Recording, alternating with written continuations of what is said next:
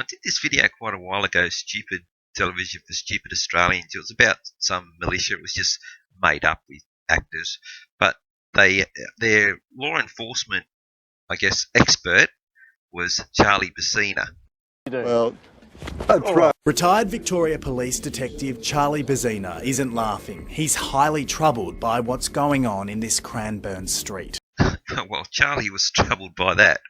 I was troubled by Charlie's appearance in court yesterday. The homicide veteran has been in the witness stand many times, but rarely have his own actions come under such scrutiny.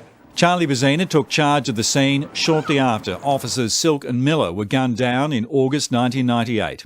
At the centre of the IBAC inquiry is a statement Mr Bezzina took from a police officer about Constable Rodney Miller's dying moments. That statement was later significantly changed, adding in that Miller had identified two attackers. Charlie Bezzina's signature on the second statement was dated August 1998, even though he actually signed it around 2 years later. Oh, come on. What are they worried about that for? He denies he did so to beef up evidence against Jason Roberts, who was convicted of the murders along with Mandali Debs. Oh, well then, I'm sure the two guys that got put away don't have any problems with it now. I would have understood the enormity of that, he said, and the potential to pervert the course of justice. Potential to pervert the course of justice? No, changing a statement and then signing a different date on it 2 years later. No, that is perverting the course of justice. That's not potentially.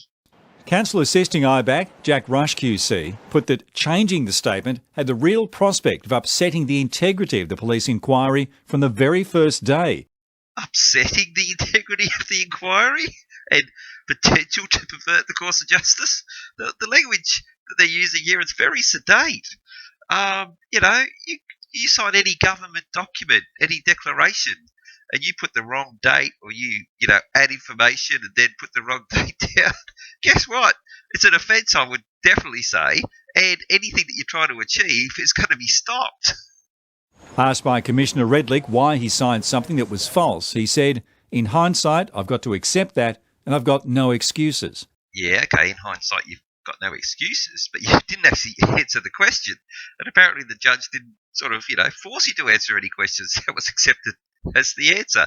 Well, of course, the reason why he falsified that statement and signed it on a different date was to get the conviction, i.e. pervert the course of justice. It wasn't potentially. The course of justice has been perverted. Charlie Bezzina was asked if it was common practice while he was in the homicide squad for statements to be backdated. He said it was, and said that applied to other areas of the police force as well. So he was asked, was it common practice to sign a statement 2 years later and backdate it? And he said it was common practice, but the reason they do it was because the statement had been altered.